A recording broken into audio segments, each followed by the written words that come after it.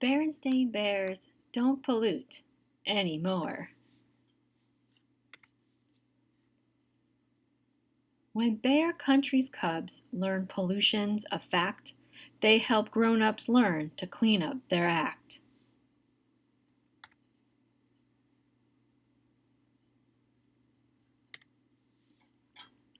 Well, looky here, said Papa Bear as he opened the evening news.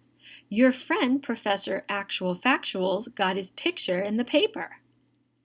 Oh, said Brother and Sister Bear, coming to see. There's a big story, too, said Papa, and a headline. My goodness, said Mama Bear. What's it about? Leading scientist claims Bear Country is in serious trouble, he said, reading the headline. What sort of trouble? Asked Sister. Papa, who was reading the story to himself, didn't answer. What sort of trouble? Said Mama, repeating Sister's question. Oh, you know how professors are, he said. Actual factuals making a big fuss about pollution. Well, I know how Professor Actual Factual is, said Mama, and I think he's quite sensible. So do I, said Sister. Me too, agreed Brother. Oh, he's a great guy, all right, said Papa. He's dug up some terrific dinosaur bones, and he runs a great museum. But I happen to think he's gone a little overboard on this pollution thing. I'm as much against pollution as the next fellow, he continued. I just don't think a couple of candy wrappers and drinking cups along the side of the road is the end of the world. Besides, Bear Country is in great shape. Come on, I'll show you. He opened the door and led the family out onto the front stoop. You see, Bear Country is not only in good shape, it's downright beautiful. The rolling hills, the forests, the lakes and streams, and just look at that sunset. It's beautiful, all right, agreed Brother. But our science book says that some of those colors are caused by chemicals in the air that shouldn't be there. Oh, Heifel, said Papa. Say, aren't you two supposed to be doing homework? Sister, who had just about completed her homework, finished quickly.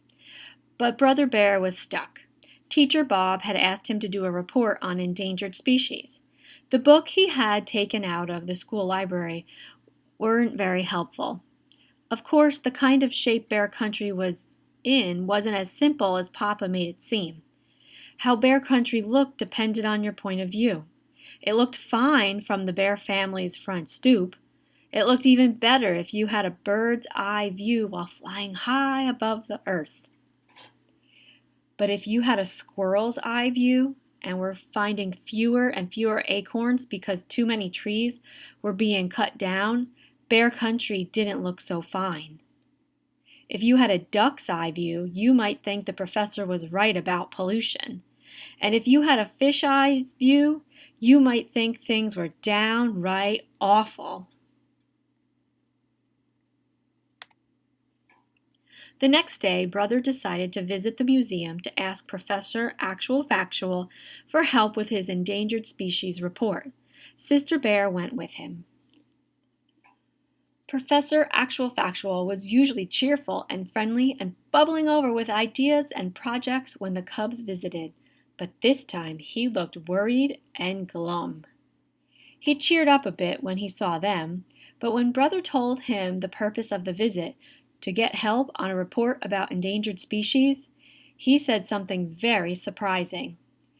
I'll tell you the endangered species to do your report on. Us.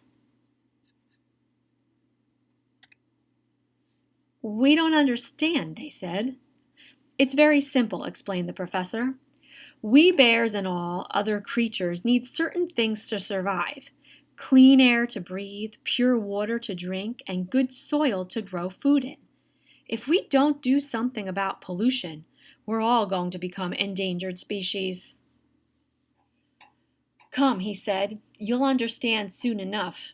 And he led them out to where the actual Factual-mobile was parked.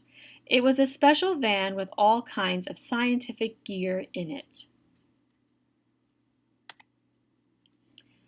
Then the professor took brother and sister on a bear country tour they wouldn't soon forget.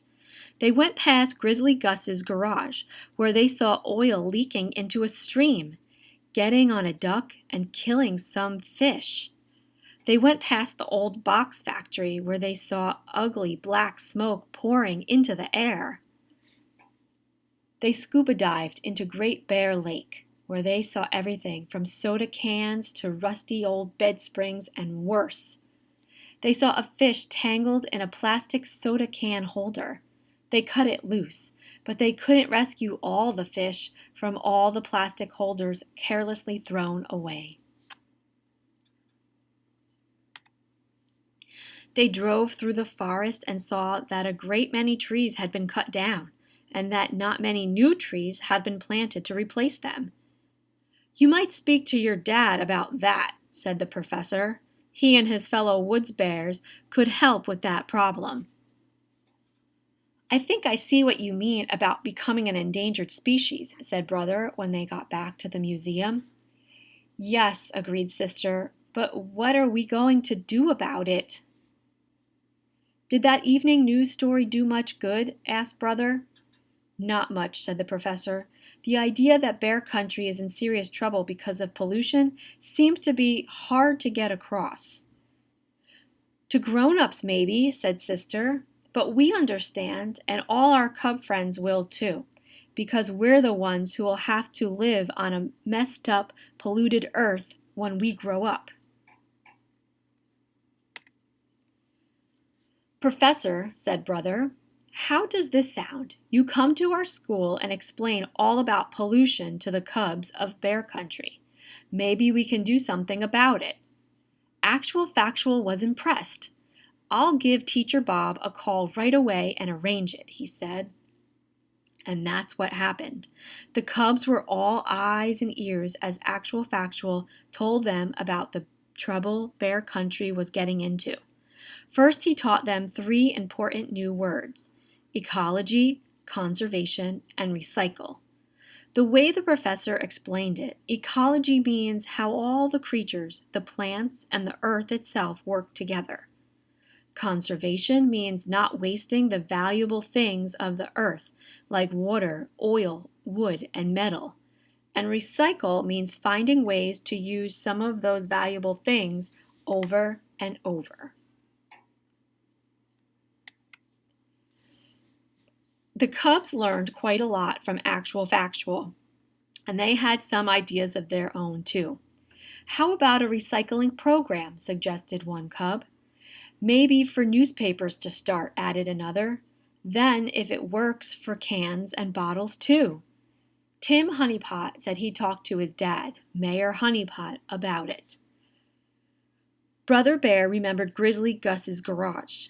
"You shouldn't be allowed to spill oil into streams and kill fish," he said. Babs Bruno, whose dad was the chief of police, said, "I'll talk to my dad. If there isn't a law against it, there ought to be."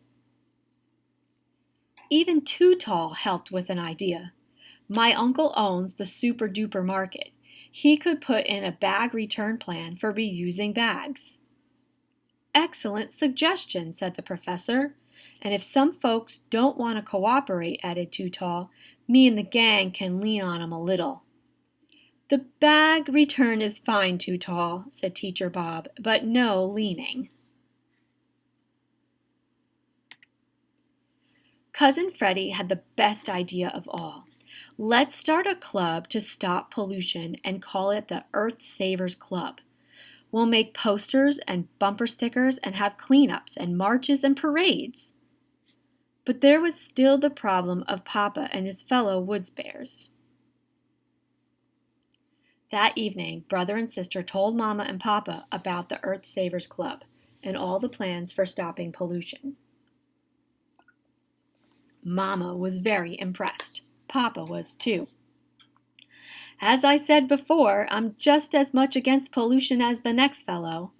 But when the cubs asked him to be sure that he and his fellow woods bears plant a new tree for every one they cut down, he got a little grumpy. Humph, he grumped. It's hard enough to cut trees down without having to plant them as well. Besides, what's all the fuss about? They're just trees. My dear, said Mamma, the cubs are right. The forest is a living thing and deserves respect. Papa was about to say, Feifel, but thought better of it. The problem of conserving the forest must have been on his mind, because that night he had a dream. In the dream, he was walking toward the forest to cut wood, when the trees began to sway and wave their branches. Then the branches turned into reaching, grasping arms. Then the trees climbed out of the earth on their roots and chased him. Help! Cried terrified Papa in his sleep. The trees, they're after me! He woke up in a cold sweat. Having a nightmare? Asked Mamma. It must have been something I ate, he said. Or something you heard, perhaps, she said, about trees. Feifel, he said, and turned over to try to go back to sleep. But it wasn't easy.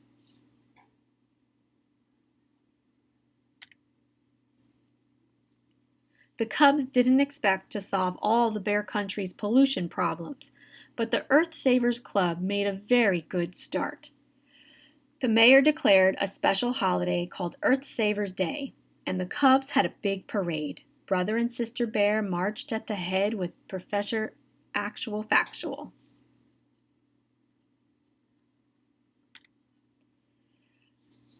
There were many grown-ups in the parade, too, including Papa Bear, who carried a sign that did not say Feifel.